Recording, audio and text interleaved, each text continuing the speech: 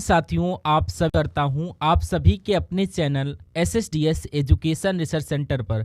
साथियों, आज के इस वीडियो में SSC GD कांस्टेबल 2025 में जो फरवरी महीने में जो परीक्षा है 4 फरवरी से, उस परीक्षा को फतेह करने के लिए, क्रैक करने के लिए एक ऐसा एक्सपेक्टेड प्रैक्टिस सेट मैं आपके लिए लेकर आया हूं, जिस प्रैक्टिस सेट को आपको ज़रूर देखना चाहिए, क्योंकि ये प्रैक्टिस सेट साथियों पूरी तरीके से आधारित है पिछली सभी शिफ्ट पर। जो आपका 2024 में पेपर हुआ था ना फरवरी महीने में, जो उसमें जितनी शिफ्ट थी साथियों, उन सभी का एक तरीके से निचोड़ आपके सामने पेश कर रहा हूं। उन सभी शिफ्ट में हिंदी के कैसे सवाल पूछे गए थे, जीके के कैसे सवाल पूछे गए थे, रीजनिंग और मैथ के कैसे सवाल साथियों पूछे गए थे। तो मैं कहूँगा कि अगर आप एग्ज़ाम वाकई में क्रैक करना चाहते हैं तो देखिएगा साथियों, इस बार पेपर आपका कैसा आएगा, या ऐसा ही पेपर मिलता जुलता होगा। बिल्कुल 19-20 का अंतर होगा, बाकी सारी चीज़ें आपको सेम दिखेंगी। तो हिंदी को देखेंगे जैसे आपके एग्ज़ाम में हिंदी आएगी, जीएस को देखेंगे, रीजनिंग को देखेंगे और मैथ को देखेंगे। तो पूरे पेपर का हल मैं आपके लिए लेकर आया हूं।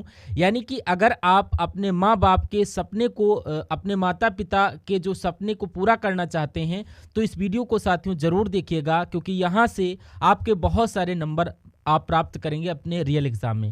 तो चलिए बात करते हैं, क्रोध करने वाली स्त्री को क्या बोला जाता है। तो साथियों आप लोग याद रखेंगे, भामिनी बोला जाता है, राइट आंसर हो जाता है। उसके बाद देखिए, इनमें से कौन सा विलोम युग्म सही नहीं है। देखिए, संशय का विलोम निसंचय होता है, निसंशय होता है नहीं, मैं कहूँगा एक तरीके से असंशय होता है, यानी कि असंचय होता है, ये आप लोग ध्यान रखेंगे। उसके अलावा अगर बात करें साथियों, ऋजु का विलोम वक्र होता है, मैं कहूँगा हाँ।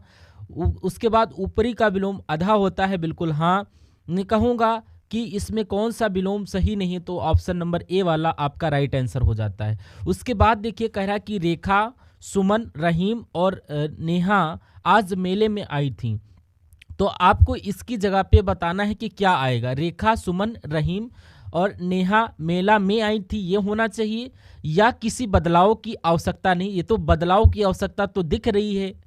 अब मेले में आया था नहीं होना चाहिए, मेले में आए थे, क्योंकि आए एक साथियों आपको बहुवचन लग रहा होगा। रेखा, सुमन, रहीम आपको बहुत लोग यहाँ पर दिख रहे होंगे। अगर ए होता तो मेले में आया था, ऐसे हम लोग कह सकते हैं, और अगर स्त्री होता तो आई थी, ये भी कह सकते हैं।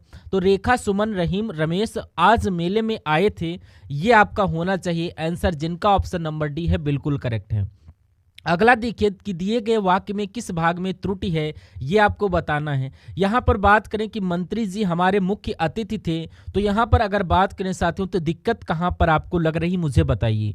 देखिए, चलिए अब मैं बता दूं आपको, त्रुटि बता दीजिए साथियों कि यहाँ पर मंत्री जी बिल्कुल यहाँ पर सही लिखा हुआ। हमारे मुख्य अतिथि अगर बात करें तो ऐसे थोड़ी ना लिखा जाता है अतिथि, तो कैसे लिखा जाता है, ता में छोटी ई की मात्रा आती है और था में भी छोटी ई की मात्रा आती है।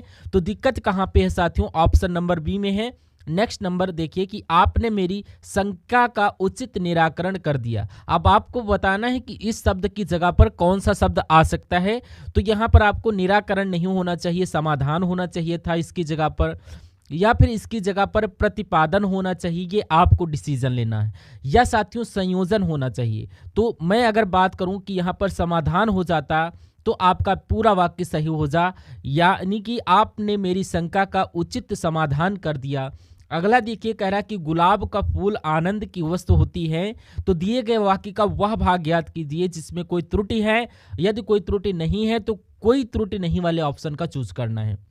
यानी कि गुलाब का फूल जो है, गुलाब का फूल आनंद की वस्तु होती है, आपको दिक्कत बताना है कहाँ पर लग रही है। चलिए, यानी कि फूल की बात कर रहा है, तो फूल एक पुल्लिंग शब्द हो जाएगा, ये स्त्रीलिंग थोड़ी ना शब्द है कि यहाँ पर होती है। गुलाब का फूल जो होती है आनंद का, यानी होती है की जगह पर होता है आना चाहिए। यानी कि त्रुटि कहाँ पर है साथियों, ऑप्शन नंबर सी में है। अगला सवाल देखिए, कह रहा है कि जो स्त्री पति के लिए मर मिटे, उसके लिए एक शब्द क्या हो सकता है। उसको साथियों पतिव्रता बोलते हैं, आप लोग याद रखेंगे, एकदम इंपॉर्टेंट क्वेश्चन है, आप लोग याद रखेंगे। उसके अलावा साथियों मैं बता देना चाहता हूं कि आपके एग्ज़ाम को क्रैक करने के लिए एसएससी जीडी 2025 को मैंने जो आपको जो ये सेशन प्रोवाइड करता रहता हूं, तो आपसे ये रिक्वेस्ट है कि एग्ज़ाम से जाने से पहले आप PYQ type, mock test, current affair आप जिस तरीके मतलब पिछली जिस तरीके से क्वेश्चन पूछेगा वैसे नहीं, आपको डिक्टो क्वेश्चन मिलेंगे जैसे कि 2024 में क्वेश्चंस मिले थे आपको, उसमें आपको विद सॉल्यूशन आपको हमारे चैनल के प्लेलिस्ट में जाना है, वहां पर आपको एसएससी जीडी के प्लेलिस्ट को ओपन करना है और जितने लेक्चर आपको मिल रहे हैं सारे लेक्चर को प्लीज़ एक बार वॉच जरूर कर लेना, ये आपसे रिक्वेस्ट करता हूं। क्यों? क्योंकि इतने इंपॉर्टेंट क्वेश्चन मैं आपको प्रोवाइड करा रहा हूं एकदम छांट छांट करके, क्योंकि यहां से आपको 50% से अधिक आपसे सवाल पूछे जा सकते हैं और आपको model paper, mock test, all दो सभी चीज़ें मैं आपको सॉल्व करवा रहा हूं अपने चैनल एसएसडीएस एजुकेशन रिसर्च सेंटर पर। करंट अफेयर के भी आपको क्वेश्चंस उसी में इन्वॉल्व करके सॉल्व करवा रहा हूं, तो आप लोग देखिए प्लीज़, जाके वहां पर प्लेलिस्ट में विजिट करिए और वहां पर जाइए। एसएससी जीडी के प्लेलिस्ट में जितने सारे लेक्चर मैंने आपको प्रोवाइड करवाए हैं सभी लेक्चर जरूर एक बार प्लीज़ देख लेना, और बाकी आप अगर नहीं देखते हैं तो नुकसान आपका है। तो उसके अलावा साथियों मैं आपको बता दूं कि अगर आप सेंटर पर पहुंचने मतलब जिस दिन एग्ज़ाम हो सेंटर से पहुंचने से पहले एक बार 2x पर सारी वीडियो प्ले करके जरूर देख लेना 2-3 दिनों से पहले। चलिए, तो साथियों आप लोग ध्यान रखेंगे, जो स्त्री पति के लिए मर मिटे उसे प्रतिव्रता बोला जाता है। अगला सवाल आपकी स्क्रीन पर, मैं परीक्षा में पास होने का प्रयत्न करूंगा, साहस करूंगा या अभ्यास करूंगा, तो मैं कहूंगा यहाँ पर प्रयत्न आना चाहिए, यानी कि परीक्षा में पास होने का प्रयत्न करूंगा, ये आपका बिल्कुल राइट जवाब हो जाता है। अगला सवाल साथियों क्या कहा जा रहा है कि इस वाक्यांश के लिए एक शब्द आपको बताना है कि पृथ्वी का वह भाग जिसके 3 ओर पानी होता है उसको साथियों क्या बोला जाता है, उसको साथियों प्रायद्वीप बोला जाता है, जिसके 3 ओर पानी होता है। अगला देखिए साथियों कि विनायक किसका पर्यायवाची है, तो अगर मैं बात करूं साथियों कि ये गणेश का पर्यायवाची होता है, गणेश को विनायक बोला जाता है। अब कह रहा है कि दिए गए शब्द का विलोम बताइए। अगर विनाश की बात करें तो विनाश का क्या हो सकता है, तो उसका विलोम साथियों निर्माण हो जाता है। क्या हो सकता है साथियों? निर्माण हो सकता है। उसके बाद देखिए साथियों कि दिए गए वाक्य में रेखांकित खंड को प्रतिस्थापित कीजिए कि यह एक अनुदित निबंध है, यानी कि इसकी जगह पर क्या आना चाहिए, ये आपको बिल्कुल सही लग रहा है देखकर। आप लोग मुझे देखकर बता दीजिए कि आपका राइट आंसर क्या हो सकता है। तो मैं कहूँगा अनुवादित निबंध होना चाहिए, नहीं, या अनुवादित ये भी गलत है साथियों, एक तरीके से ये अनुवादित लिखा हुआ है। तो यहाँ पर साथियों जो राइट आंसर होता है, किसी बदलाव की आवश्यकता नहीं है, पूर्णतः वाक्य आपका शुद्ध है अगर आंसर ऑप्शन नंबर सी के साथ है, बिल्कुल करेक्ट। अगले नंबर का सवाल है, आपसे कहा जा रहा है कि हमें हमारे देश का सम्मान करना चाहिए या हमें अपने देश का सम्मान करना चाहिए, या हमें आपके देश का सम्मान करना चाहिए या अपनी देश का सम्मान करना चाहिए। तो यहाँ पर कौन सा शब्द आएगा साथियों? तो हमें अपने देश का सम्मान करना चाहिए, आपका बिल्कुल करेक्ट हो जाता है। उसके बाद देखिए साथियों कि हवा से बातें करना, इस मुहावरे का मतलब क्या होता है? इसका मतलब ये होता है साथियों कि फिजूल की बात करना, घमंडी होना या बहुत तेज दौड़ना। तो मैं कहूँगा बहुत तेज दौड़ने को बोला जाता है कि हवा से बातें करना। तो उसके बाद देखिए पतंगा का समानार्थी शब्द कौन सा है? तो अगर पतंगा की बात करें तो साथियों इसका शब्द होता है स्लव। स्लव हो जाता है आपका right answer, option number D के साथ आपका जाता है आंसर। उसके बाद घूस तय करना, इस अर्थ को प्रकट करने वाला मुहावरा कौन सा होगा साथियों? देखिए घूस तय करना यानी कि दरबार बांधना या दरबार बंद करना, ये तो नहीं होना चाहिए। दरबार लगना ये भी नहीं होना चाहिए। दरबार होना ये भी, तो घूस तय करना दरबार बांधने को बोला जाता है, राइट आंसर ए के साथ। अब सही वर्तनी शब्द का चयन करिए, यानी कि विभीषिका लिखा हुआ है, यह आपका गलत है।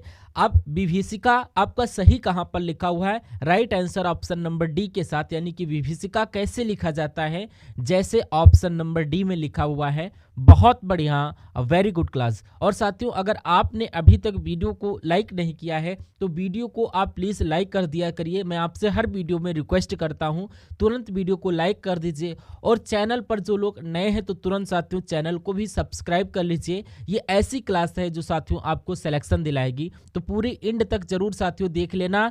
ऐसा नहीं कि हिंदी के पार्ट को देखिए और आपको और पार्ट छोड़ देना। क्या आप पेपर में 20 हिंदी के सवाल को ही करना चाहते हो तो ठीक है, बस 20 सवाल देकर चले जाना। लेकिन अगर आप चाहते हैं कि जीएस में भी आपका स्कोर आए अच्छा, और रीजनिंग में भी आपके 20 में से 20 सवाल सही हों, और मैथ में भी आपके 20 में से 20 सवाल सही हों, तो आपको क्लास को एंड में देखना होगा, एंड तक।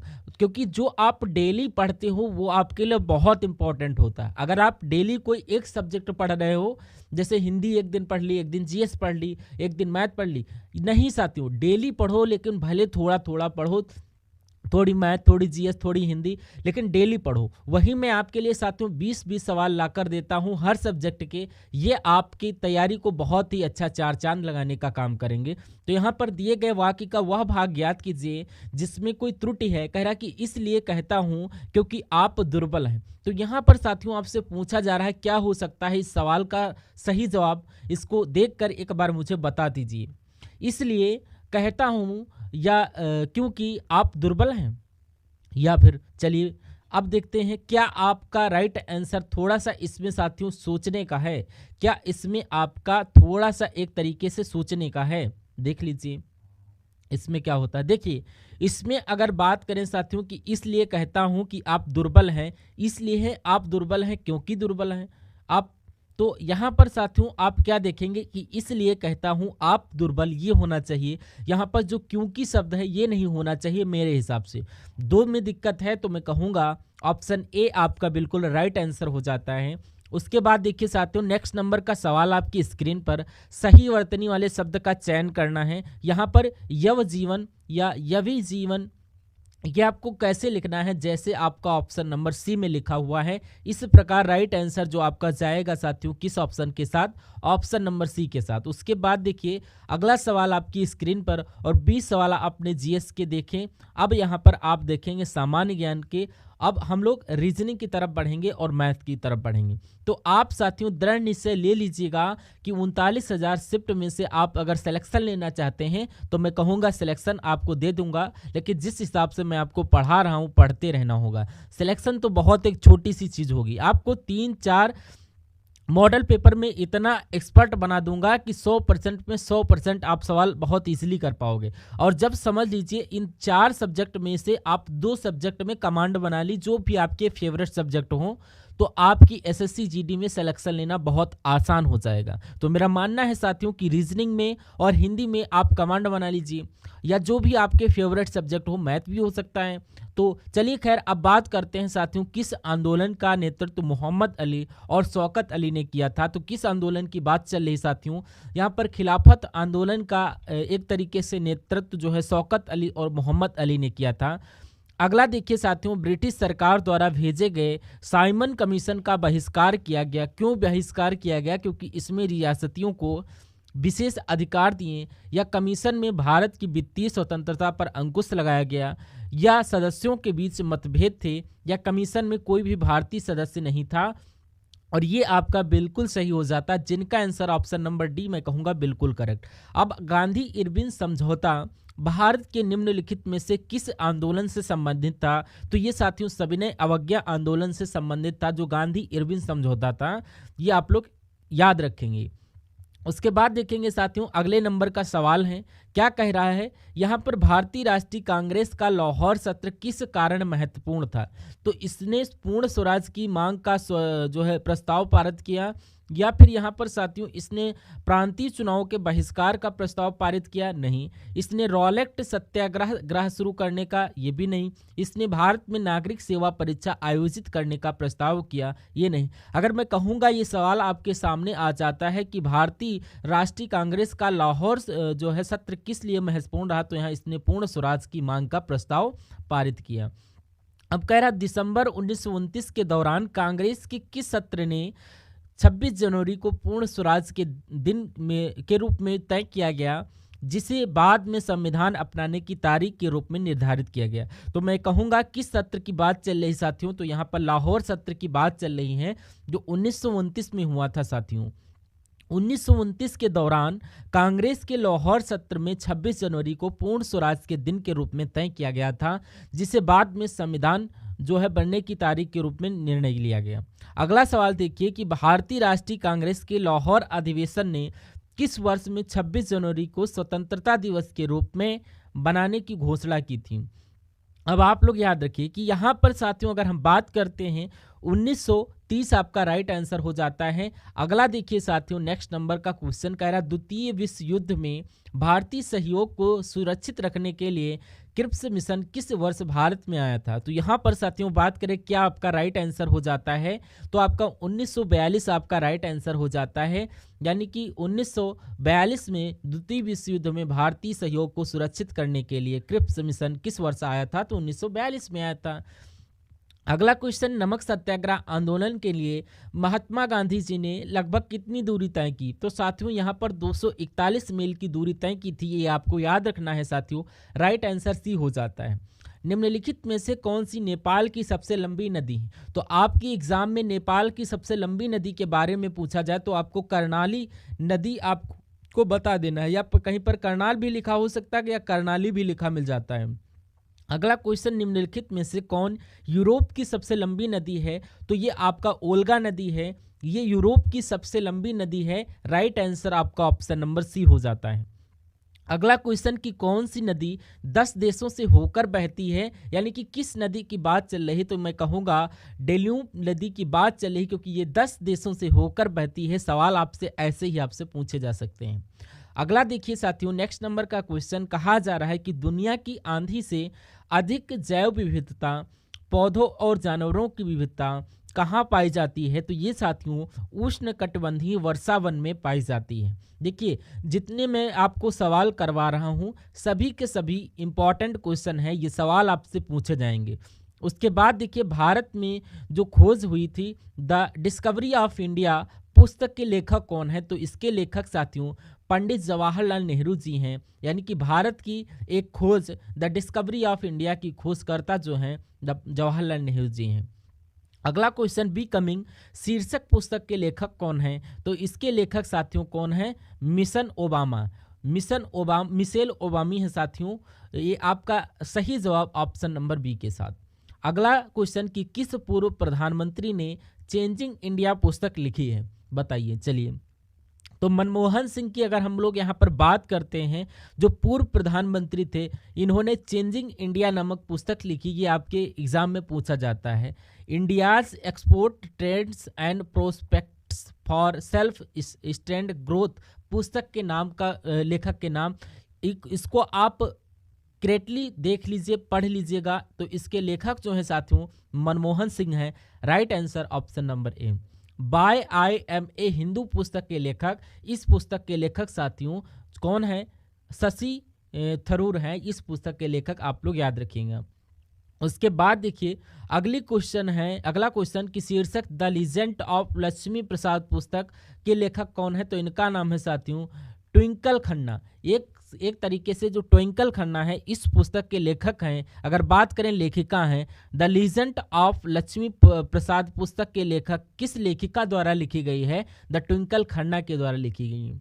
अगला सवाल है साथियों कि निम्नलिखित में से कौन से देश में दुनिया का सबसे बड़ा कृषि भूमि क्षेत्र है। तो किसकी बात चल रही साथियों, यहाँ पर संयुक्त राष्ट्र अमेरिका की बात चल रही है। यानी कि ये सबसे बड़ा दुनिया का कृषि भूमि क्षेत्र है अमेरिका में। अगला सवाल है साथियों, कह रहा है कि मालगुडी डेज किसके द्वारा लिखा गया था। तो ये साथियों आर.के. नारायण के द्वारा लिखा गया है, जो ये आपका मालगुडी डेज है। अब अगला सवाल है साथियों, अब आपके सामने बात कर रहा हूँ कि रीजनिंग के क्वेश्चन स्टार्ट हो चुके हैं। तो सभी रीजनिंग के क्वेश्चन हम लोग देखेंगे और उसके बाद मैथ के क्वेश्चन हम लोग यहाँ पर देखेंगे। चलिए रीजनिंग का पहला सवाल है साथियों, कहा गया है कि 36 है, उसके बाद 37 आ गया है, उसके बाद 46 आ गया, देन आफ्टर 71 आ गया है। फिर आपको बताना है कौन सा नंबर आएगा और उसके बाद 201 ही आना चाहिए। चलिए सबसे पहला सवाल ये होता है कि 36 से 37 कैसे बना है। मैं कहूँगा 1 जोड़ा गया है। और 37 से 46 कैसे बना है, तो मैं कहूँगा 9 जोड़ दिया गया है।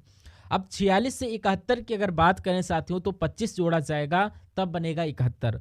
तो यहाँ पर साथियों कितना जोड़ा जाएगा, ये होता है साथियों 1 का स्क्वायर, ये होता है आपका 3 का स्क्वायर, फिर आपका ये 5 का स्क्वायर, फिर यहाँ पर हम जब 6 जोड़ेंगे तो यहाँ पर 49 का स्क्वायर, यानी कि 7। यानी कि ये आपका 10 हो जाएगा, ये एक 12, यानी कि ये आपका 3 का स्क्वायर, 5 का स्क्वायर, 7 का स्क्वायर, 9 का स्क्वायर साथियों 81। अगर 120 और 81 201 होते हैं तो मैं कहूँगा हमारा आंसर बिल्कुल सही हो जाता है। तो 201 सॉरी 200 अगर 120 और 81 जोड़ते हैं आपका 201 हो जाता है, तो मेरा आंसर बिल्कुल करेक्ट हो जाता है। 201 क्यों होते हैं, जिनका आंसर ऑप्शन नंबर डी के साथ है, मैं कहूँगा आंसर आपका बिल्कुल करेक्ट हो जाएगा। बहुत बढ़िया, वेरी गुड क्लास। उसके बाद देखिए अगले नंबर का सवाल है, कह रहा है कि उस विकल्प का चयन कीजिए जिसमें नीचे दिए गए शब्दों अंग्रेजी शब्दकोश में आने वाला क्रम दिया गया है। तो आपको बताना है एक तरीके से सबसे पहले आपको कौन सा वर्ड आ सकता है, यानी कि SUBS यहाँ पर लिखा हुआ है और SUBS आपका नीचे भी लिखा हुआ है, SUBS नीचे भी लिखा हुआ है, यहाँ पर भी SUBS और यहाँ पर भी। तो अब देखिए पहले आई आता है या सी, तो मैं कहूँगा सबसे पहले सी आता है, और पहले सी आता है या टी, तो मैं कहूँगा सी आता है। तो सबसे पहले नंबर पर साथियों 2 हो जाएगा। उसके बाद साथियों यहाँ पर बात करते हैं सबसे पहले अगर उससे बड़े की बात करें तो आई पहले आता है, तो टी, तो मैं कहूँगा आई। अगर इसमें से बात करें तो यहाँ पर आई से पहले ई आता है, तो मैं कहूँगा 2 के बाद 5 आ जाएगा, और उसके बाद आए आ जाएगा, फिर आपको टी। तो यहाँ पर TAN यहाँ पर भी है और TAN यहाँ पर भी है, तो टी वाला पहले आ जाएगा, और एन यानी कि 4 और 3, मैं कहूँगा 251 43 कहाँ पर लिखा हुआ है, ये आपका ऑप्शन नंबर डी में लिखा हुआ है। ये आपका क्या होगा, बिल्कुल सही जवाब हो जाएगा। अगला सवाल आपकी स्क्रीन पर कह रहा है कि एक विशिष्ट कूट भाषा में SAVE का कोड 522119 होता है। तो आपको बताना है WEA को क्या कोड क्या होगा। तो अगर बात करें साथियों, अगर सवाल ये पैदा होता है कि ये SAVE को 522119 लिखा कैसे गया है, तो अच्छा यहाँ पर एक बात देखिए कि S होता है आपका 19 पर, ये 19 आ गया। A आपका होता है 1 पर, 1 आ गया। V होता है 22 पर, 5 E होता है 5 पर। अब जो नंबर आपका यहाँ ऊपर दिखा हुआ है वही डिक्टो नंबर आपको नीचे दिख रहा होगा। अब क्रम चेंज हुआ है, जैसे 19 है ये यहाँ पर आ गया, अब 5 इसी प्रकार ऐसे यहाँ पर है तो 5 यहाँ पर आ गया, अब 22 यहाँ पर है तो 22 ये, और ये आपका 1 है तो ये, मैं कहूँगा कि यहाँ पर के यहाँ पर है तो इसकी जगह पर 11 आ जाएगा, और ये आपका 23 है तो यहाँ पर जो होता है W, और ये आपका 1 पर आता है और V आपका 5 पर आता है। तो 111523 कहाँ पर लिखा हुआ है, ऑप्शन नंबर डी में लिखा हुआ है। ये आपका क्या होगा, यही आपका बिल्कुल सही जवाब होगा। साथियों ये एक तरीके से पिछली शिफ्टों में सवाल पूछे गए हैं, इन क्वेश्चंस को अगर आप कर लेते हैं तो आपकी जो शिफ्ट होगी उसमें आपको ऐसे ही सवाल देखने को मिलेंगे। बस अपने आप को मेंटली तौर पर मजबूत रखना होगा, क्योंकि एग्जाम में इतनी घबराहट हो जाती है साथियों कि आता हुआ बच्चा गलत कर देता है। ऐसा क्यों होता है, जब वो ज़्यादा घबराहट जाता है, और दूसरी वजह ये है जब वो अंत में देखता है तो यहाँ पर अब मेरे पास समय कम बचा हुआ है, तब वो घबरा जाता है, जल्दबाजी में हड़बड़ी में सवालों को गलत कर देता है। आपको मैं हर बार कहता हूं कि हिंदी और जीएस वाले सेक्शन को बहुत तेजी से निपटाना है, लेकिन गलत भी ना हो, इतनी तेजी से भी ना कर देना कि हाँ गलत आंसर चूज करते जाओ। तो तेजी से आपको निपटाना है, उसके बाद रीजनिंग और मैथ पर भरपूर समय देना है। अब बात कर लेते हैं इस सवाल की साथियों।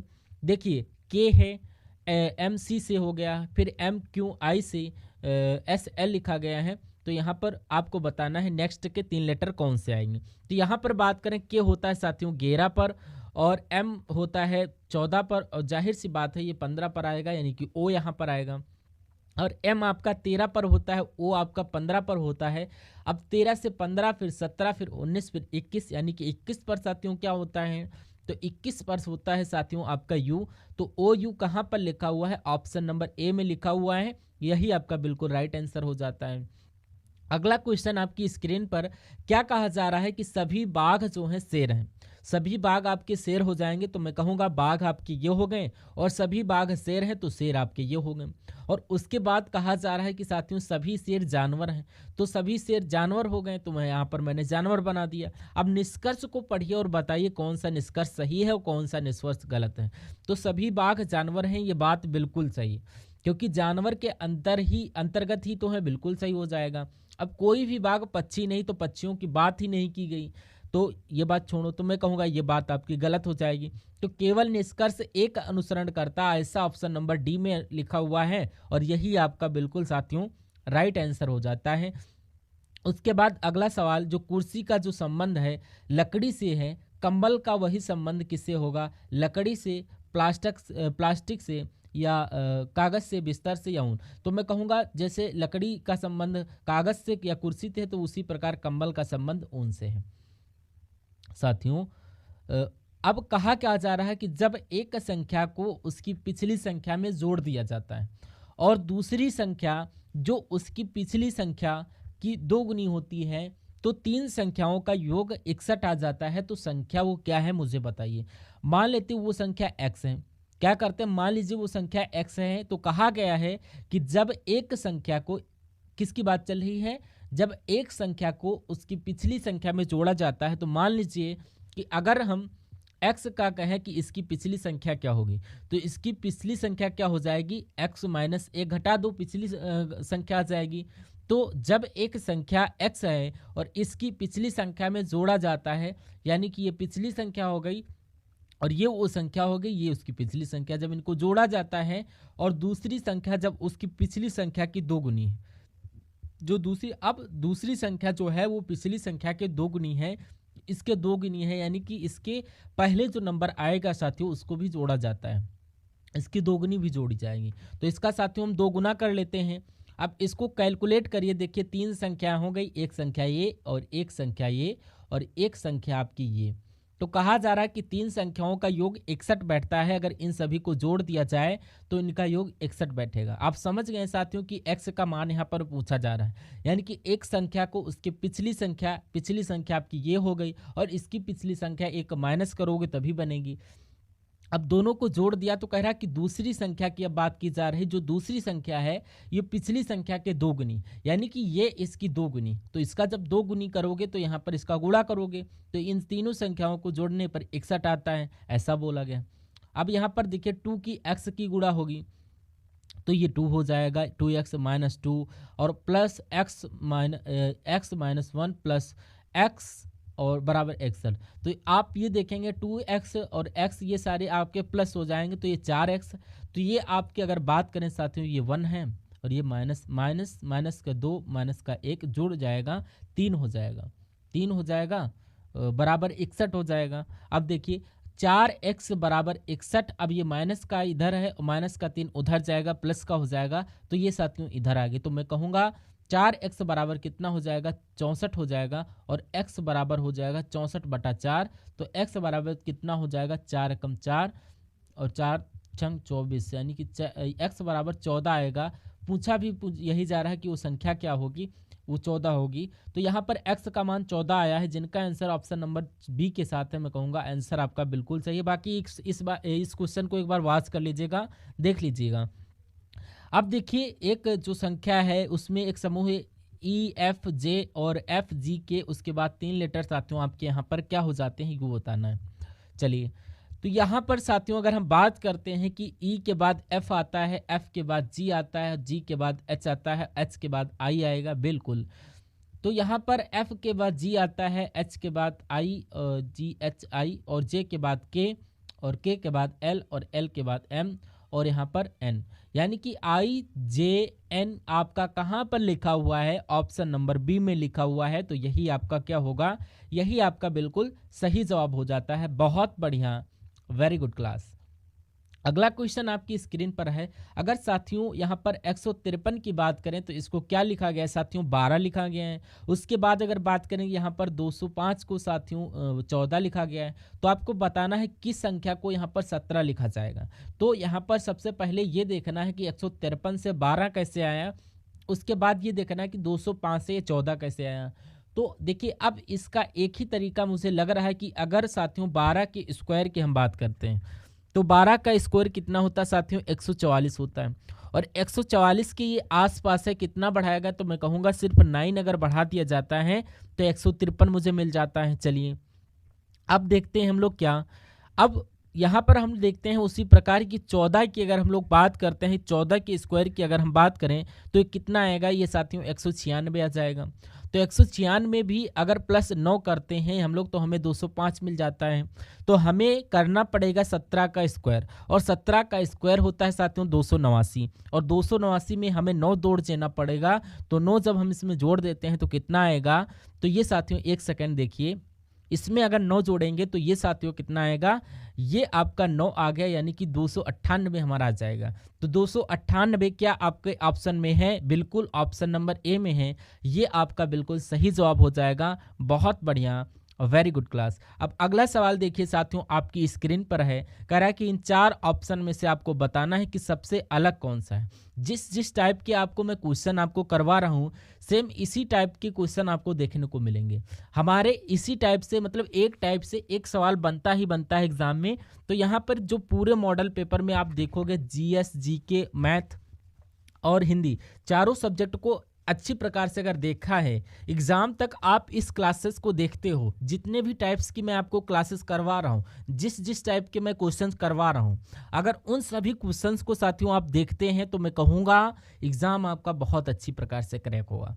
तो साथियों डेली आपकी ये क्लास होती है। एसएसडीएस एजुकेशन रिसर्च सेंटर को साथियों सब्सक्राइब कर लीजिए और बेल आइकन को ज़रूर क्लिक कर लीजिए। अब बात करते हैं साथियों कि यहाँ पर क्या लिखा हुआ है, बहुत ध्यान से सवाल को देखिएगा। अब देखिए जो यू होता है आपका 21 पर होता है, क्यों की अगर बात करें तो ये 17 पर होता है, और ये 14 पर होता है, जे आपका 10 पर होता है।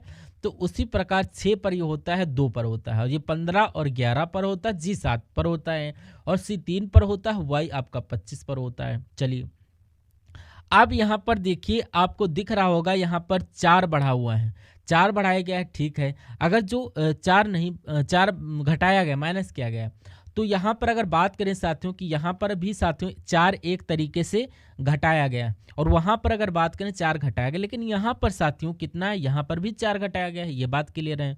तो उसी प्रकार अगर हम बात करें यहाँ से यहाँ जाने के लिए 3 बढ़ाया गया है, तो इसी प्रकार अगर बात करें यहाँ पर हम लोग की 11 से यहाँ पर 7 हुआ है, मैं कहूँगा कितना घटा हुआ है, देखिए और बताइए। एक सेकंड, एक मिस्टेक हुई है, 1 मिनट। ये आपका 25 है, क्या है यहाँ पर 25 है, नहीं, ये 3 से 25 पे जाना है। अब 3 से 25 पे जाओ, ये सी हो गया, ये सी 3 पर होता है, देखिए।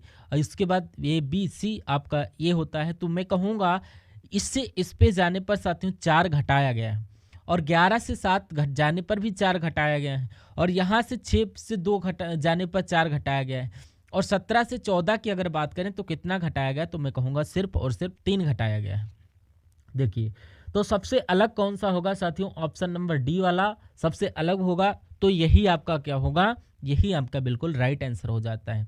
उसके बाद देखिए साथियों 5 मित्र हैं, एक पंक्ति में उत्तर दिशा की ओर एक मुख करके बैठे हैं। तो 5 मित्र हैं, 1 2 3 4 और 5, और कहा जा रहा है कि आई के दाएं और बगल में बैठा है जी। तो मान लीजिए आई को हम लोग साथियों यहाँ पर बना लेते हैं, और आई के दाएं और बगल में कौन बैठा है साथियों, जी बैठा है। तो यहाँ पर कौन बैठ जाएगा, जी बैठ जाएगा, ये बात क्लियर है। उसके बाद कह रहा है कि एच के बाईं ओर एफ बैठा है, और ई के दाईं ओर बगल में बैठा है। तो ऐसा करिए, इसी को आप क्लियर करिए। सबसे पहले आप इसी को बना लीजिए। क्या कहा जा रहा है कि एफ जो है एच के बाईं ओर बैठा है, और ए के जो है सॉरी, यहाँ पर मान लीजिए, देखिए अगर एच की साथियों हम मान लीजिए कि एच को हम लोग यहाँ पर बनाते हैं, तो एच को हम यहाँ पर बनाते हैं, एच के बाईं ओर एफ बैठा है, चलिए, और ई के दाईं ओर एफ है, तो ई के दाईं ओर एफ आ जाएगा, और यहाँ पर ये बात क्लियर हो जाएगी। और उसके बाद हम देखेंगे कि जी आई यहाँ पर नहीं लिखा हुआ है, इसको भी स्किप करना पड़ेगा। और यदि एच और आई एक दूसरे के अगल बगल में बैठे हैं, एच और आई एक दूसरे के अगल बगल बैठे हैं, तो एच और आई एक दूसरे के अगल बगल बैठे हैं, ये बात भी क्लियर हो जाती है। और उसके बाद कह रहा है कि आई के दाईं और बगल में जी बैठेगा, तो यहाँ पर आई के दाईं और जी बैठेगा, तो जी यहाँ पर बैठेगा, और इसको साथियों आप कट कर लीजिए इधर। तो 5 लोग थे, 1 2 3 4 5, तो कहा जा रहा है कि बीच में कौन है साथियों, तो एच आपका बीच में हो जाता है, और यही आपका बिल्कुल सही जवाब हो जाता है। उसके बाद देखिए अगले नंबर का सवाल है, क्या कहा जा रहा है कि दिए गए समीकरण को संतुलित करने के लिए किन दो संख्याओं को आपस में बदला जाना चाहिए। तो यहाँ पर साथियों आपका सही जवाब किस ऑप्शन के साथ जाएगा आप लोग बताइए। अगर हम साथियों मान लें ऑप्शन नंबर 1 से शुरुआत करें, यानी कि 20 की जगह पर 34 और 34 की जगह पर हम 30 रख दें, तो 30 जो है ये 34 आपका आ जाएगा और 28 की जगह पर हम 28 लिख देते हैं और 34 की जगह पर 30 रखना पड़ेगा और भागे 2 और गुणा 4 हो जाएगा। इसको आपको क्या करना साथियों, कैलकुलेट करना है।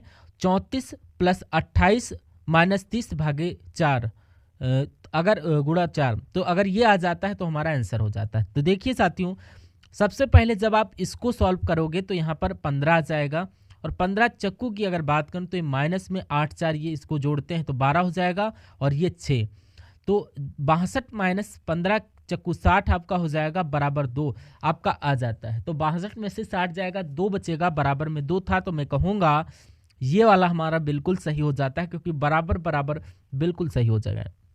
उसके बाद देखिए नेक्स्ट नंबर का सवाल आपकी स्क्रीन पर, इस सवाल को देखिए साथियों, और एक आध सवाल और है, उसके बाद साथियों मैथ के क्वेश्चन आप लोग यहाँ पर देखेंगे। तो चलिए इस सवाल की अगर बात करें साथियों, क्या बोला जा रहा है कि 8 मित्र हैं, एक इनके नाम भी आपको यहाँ पर दिखे हुए हैं, कौन कौन है, पी है, क्यू है, आर है, एस है, टी है, यू है, वी है और डब्ल्यू एक वृत्ताकार मेज के इर्द गिर्द केंद्र की ओर मुख करके बैठे हैं। तो मैं कहूँगा एक ये वृत्ताकार मेज गोल हो गई और 8 लोग हैं, 1 2 3 4 5 6 7 8, ये 8 लोग हो गए। अब कह रहा है कि आर के दाईं ओर दूसरे स्थान पर बैठा है वी, तो आर कहीं पर भी आप बना लो। आर अगर मान लीजिए यहाँ पर हम बना लेते हैं और आर के दाईं ओर दूसरे स्थान पर वी है, तो मान लीजिए वी यहाँ पर आ जाएगा। उसके बाद कह रहा है कि एस के बाईं ओर चौथे स्थान पर कौन है, पी है, पी एस, यानी कि अब ये काम करो कि अब यहाँ पर पी आर लिखा हुआ है तो आपने सबसे बी आर लिखा हुआ तो यहाँ पर पी एस लिखा हुआ है तो यहाँ पर क्यू एस। तो ये काम साथियों ये करो कि आप सबसे पहले इसको सॉल्व करिए, आप इस वाली लाइन को सॉल्व ना करके इस वाली लाइन को सॉल्व करिए, फिर इस वाली लाइन को सॉल्व करिए। क्यों? क्योंकि यहाँ पर एक चीज़ आपको कॉमन मिल रही है, एस यहाँ पर भी है, एस यहाँ पर भी, तो आपको सवाल ये आपका थोड़ा सा इजी हो जाएगा। तो इसी चीज़ को पकड़कर हम लोग चलते हैं। सबसे पहले क्या लिखा हुआ कि एस के बाईं ओर चौथे स्थान पर कौन है, पी है, तो एस मान लीजिए साथियों यहाँ पर बना लीजिए और एस के बाईं ओर चौथे स्थान पर 1 2 3 4 यहाँ पर पी हो जाएगा, तो पी साथियों यहाँ पर हो जाता है। अब इसको देखिए यहाँ पर एस कॉमन मिल रहा है, केवल क्यू जो है ये एस और टी के बीच में बैठा हुआ है।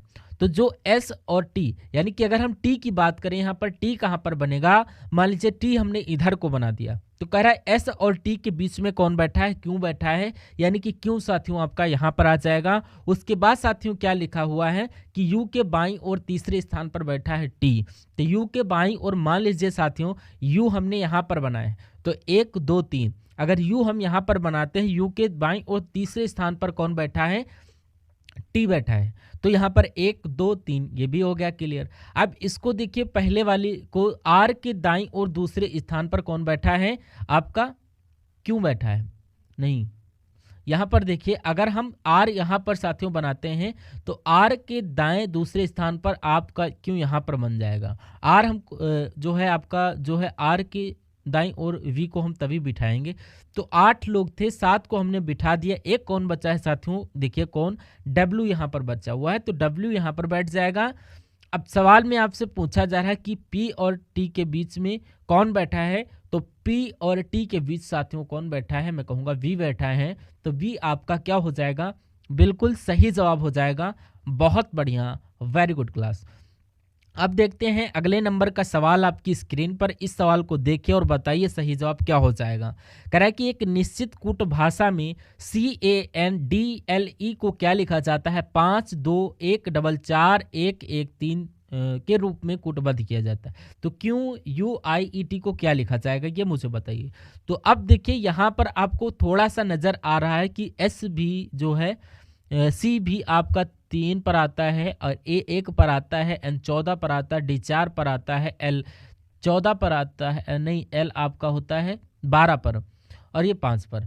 तो यहाँ पर उसके अलावा ये साथियों 21 लिखा गया, 2 और 1 को उल्टा कर दिया गया हो, 21 आ गया, और ये 4 ये यहाँ पर कर दिया, और ये 14 जो है इसको जो है उल्टा लिख दिया, यानी कि 41 14 को 41, फिर 1 और 1 फिर 3।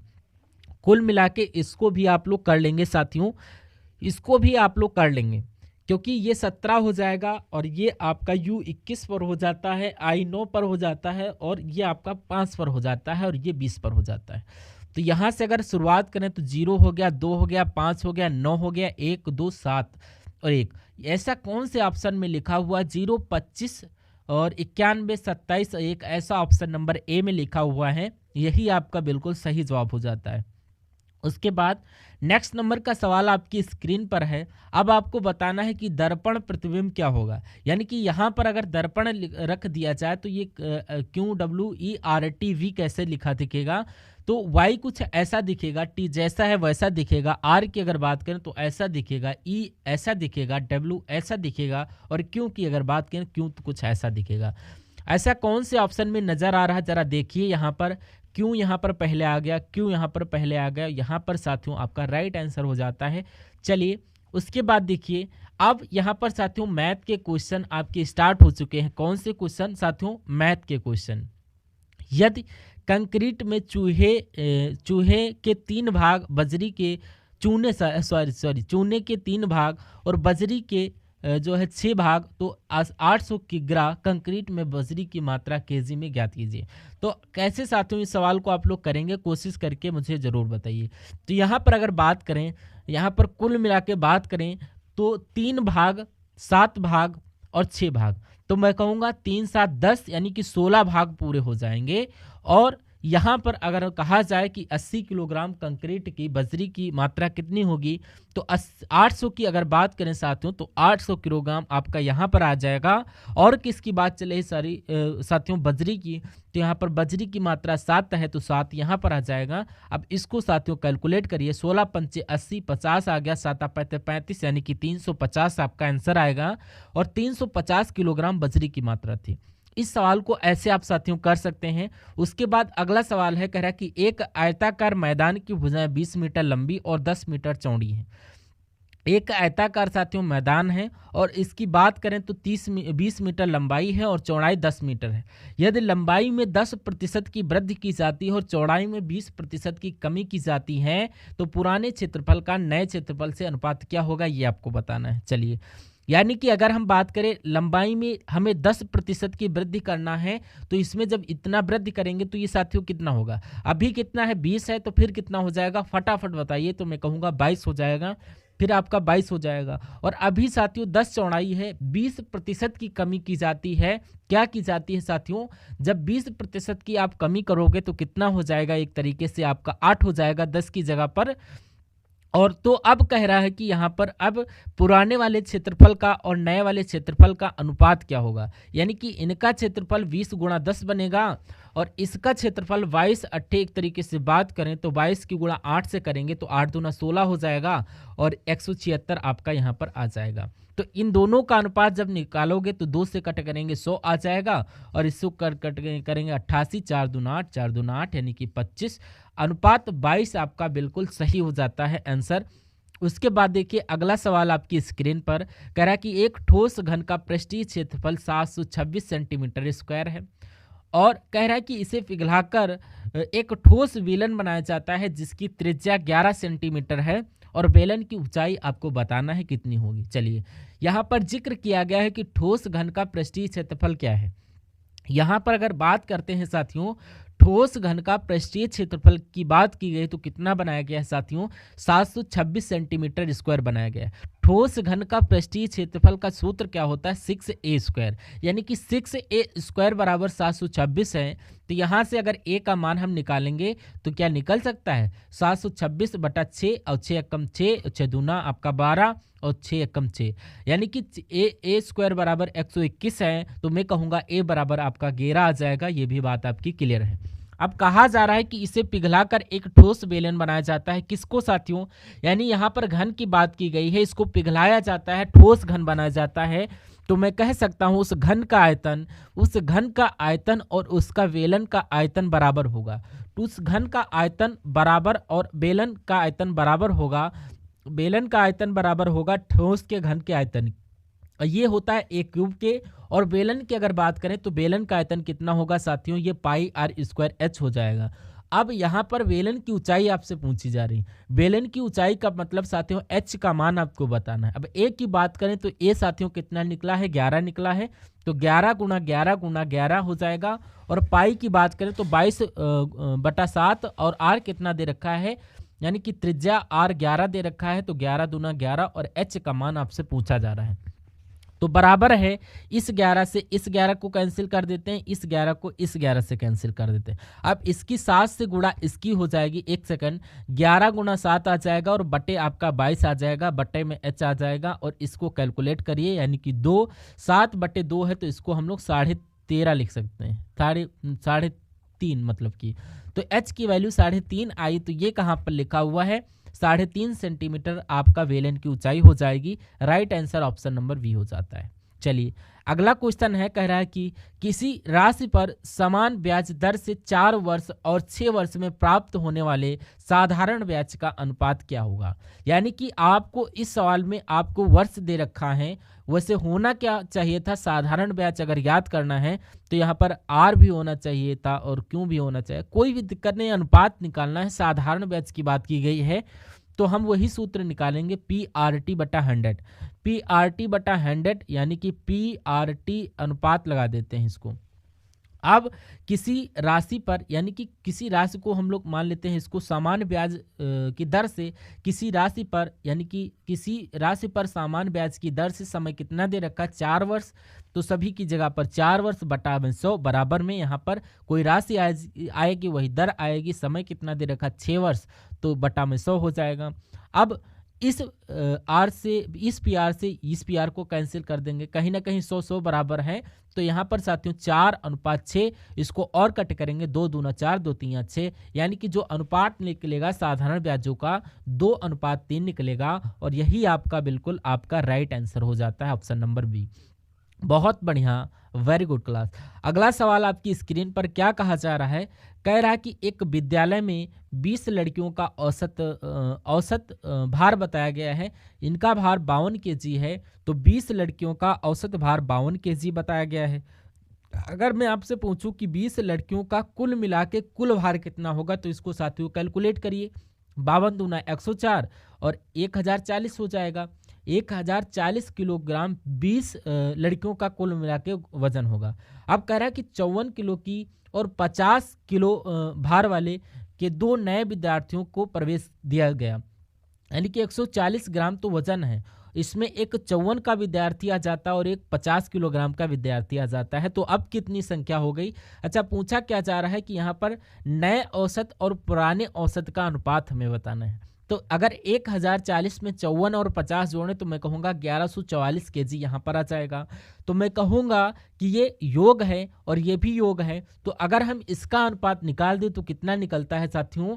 तो यहाँ पर देखिए 1040 और 20, ठीक है, और अनुपात देखिए इसको 1140, ये नया अनुपात है। और 1140 अब 19 की जगह 22 और आ जाएगा, 20 की जगह 22, 2 लड़कियां और आ गई, 0 से 0 कैंसिल, 2 पंचे 10, 2 दूना 4 हो जाएगा। तो इसकी अगर बात करते हैं 11 से अगर इसको कैलकुलेट करें तो यहाँ पर 44 होना चाहिए। तो यहाँ पर 11 दूना 22 और 11 एकम 11 और 11 चक्कू 44, 2 से कट करेंगे तो यहाँ पर 52 आ जाएगा।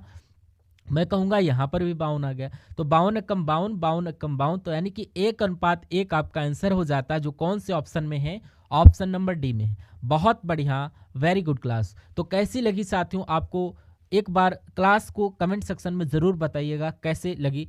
और जिस लेक्चर को मैंने आपको बताया है वो आपको मिलेगा हमारे प्लेलिस्ट में, जाइए और जाकर वॉइस करिए।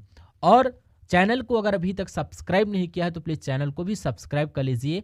और आप अगर सिलेक्शन लेना चाहते हैं तो आप वीडियो को ज़रूर टाइम टू टाइम वॉच करिए, क्योंकि आप इसलिए क्योंकि इसमें हिंदी, जीके, रीजनिंग, मैथ, वो हर एक चीज़ इसमें है जो आपकी परीक्षा में साथियों पूछी जाती है। तो यहाँ पर जाइए प्लेलिस्ट में और आप इसको वॉच करिए। उसके अलावा SSC GD में जो एक आपको कोई प्रॉब्लम हो, जाकर वहाँ से आप हमें कमेंट बॉक्स में बताइए, मैं आपका सॉल्यूशन मतलब उसकी